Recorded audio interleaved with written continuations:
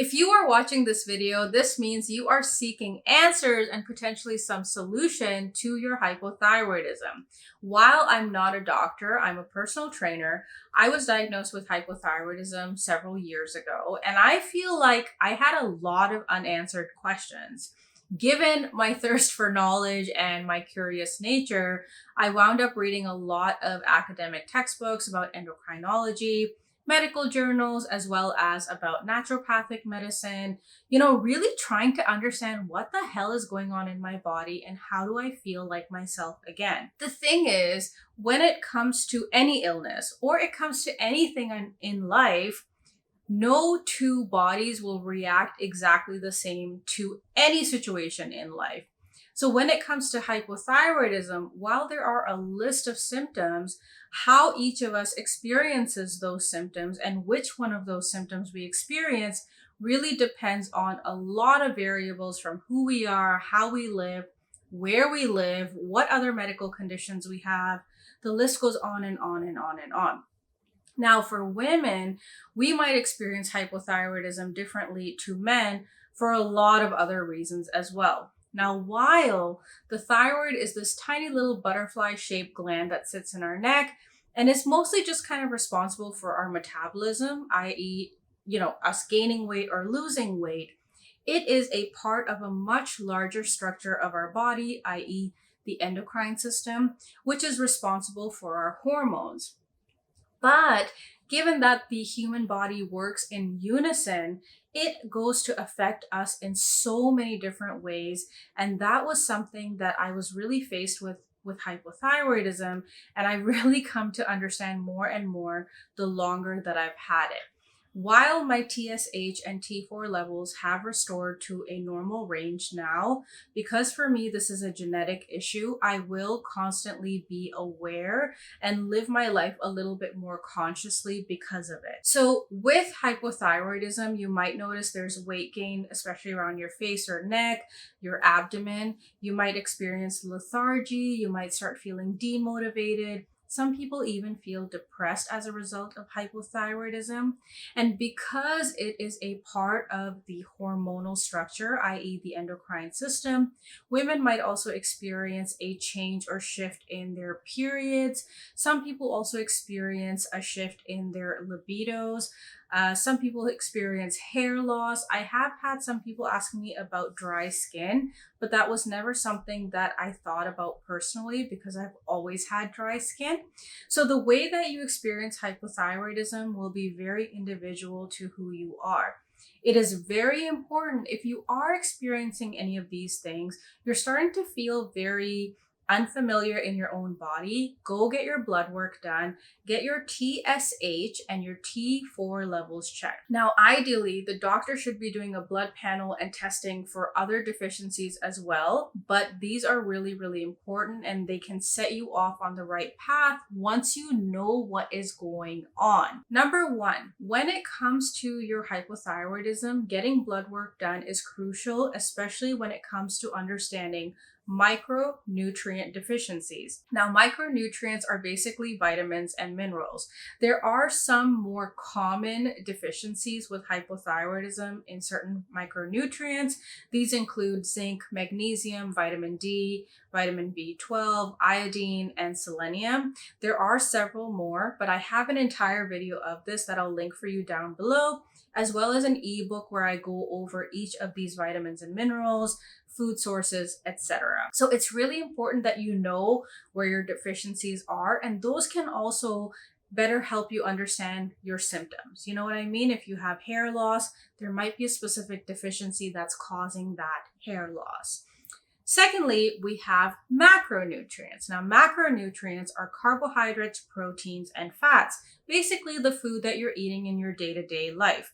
With hypothyroidism, there are certain foods that you should avoid because they can cause, for example, oxidative damage. I have also created a little document for you to download that is a full grocery list. Now, this grocery list is kind of color-coded, so it will give you better insight into foods that you should eat as well as foods you should avoid. I would recommend print out this little document, put it on your fridge, send it to your friends and family so they also know what foods you should either avoid or eat less of. Next, we have exercise. Now, I'm a personal trainer, so I have to talk about this. Like, come on. There are a lot of studies that have proven how exercise can actually really help those who struggle with hypothyroidism. It's also really, really good for your lymphatic system, which is really, really crucial as well. If you are a beginner and you have no experience in training, get a trainer. Invest in a quality trainer, invest in your health and well-being. You should ideally be training about 2 times a week. If you have slightly more experience and time, I would recommend 3 to 4 times a week. You really do not need to be doing resistance training 7 days a week. 3 to 4 times is ideal for an average individual. If you are senior or a beginner, 2 times is enough. But this does not mean that the other days you do nothing. You need to move every single day. Whether you want to go on a walk after you eat a meal, you want to go on a bike ride, you want to do yoga, Zumba class, Wii Fit, walk your dog, it doesn't matter.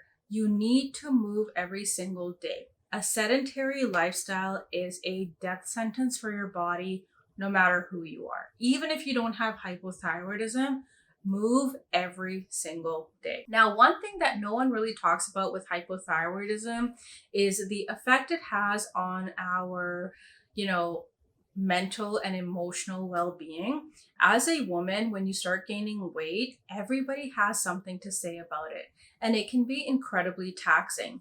When I was going through my initial hypothyroid symptoms and I started gaining weight, everybody on YouTube was calling me fat. I got rid of my Instagram account. I stopped making content for a while. I didn't feel comfortable taking photos or videos of myself because I really began to hate the way that I looked. And this was really hard on me because I work in an industry where, unfortunately, there is a lot of vanity around the way that we look. And so, being called fat constantly by hundreds of people every week was really tough on me. And so my primary goal in hypothyroidism always was just, I wanted to lose weight. And that was a big mistake because I associated losing the weight with fixing all the problems that I was experiencing. And it's not that simple. For those of you who are struggling with hypothyroidism and the weight gain, please don't punish yourself for what your body's going through. There's already all this turmoil that's happening within your body, internally. You cannot punish yourself more for what is happening. If anything, you need to start sort of adding sprinkles of celebration of who you are. You need to add sprinkles of joy throughout your day, because that's really going to counter what is happening inside of you. Now, given that this can also create, a change or a shift in your estrogen, testosterone, cortisol levels, which also really influence our mood, it's really on you to use all of your willpower and that energy to do things and do more of the things that make you happy, that bring you peace, that bring you joy. If you enjoy going out for a walk, go for a walk. If you enjoy making YouTube videos, don't stop making YouTube videos because you feel like you don't look skinny enough or you look too fat. Don't do what I did. It was horrible. And the real transformation for me, really physically and emotionally, truly happened when I unburdened myself with all this expectations that I had set on myself. When I began to evaluate my lifestyle, my day, my work, and started caring more and more about my well-being, that's when I really started to notice that I was liberated. I felt lighter physically, emotionally, mentally. It was great. Making sure you take a day off. If you can't take a day off, take an hour off. Take some time off for yourself. Do more of the things that you love and surround yourself with the people who make you feel better, who support you, not the people who punish you and judge you for going through something that they probably don't understand in the first place, right? So please Please take care of yourself, because if you are not okay, nothing around you will feel okay. And while it takes an extra bit of that willpower to do it, don't allow yourself to drop into that quicksand of feeling low, feeling shitty, feeling like you're not good enough, you don't look good enough. Pull yourself out of that and surround yourself with things, people, activities that you enjoy, that bring you joy, that bring you peace, and celebrate yourself like as much as you can, whenever you can. Apart from that, be patient in the process, be trusting of the process, and try and stay disciplined. There are days where you are not going to want to do anything, you're not going to have the motivation. That's your body. Pull yourself out of that and try and find a way to be motivated. Throw that song on that gets you up, that gets you going. Listen to that, podcast, watch that movie that gets you excited. Find your motivation, but you have to be your motivation, right?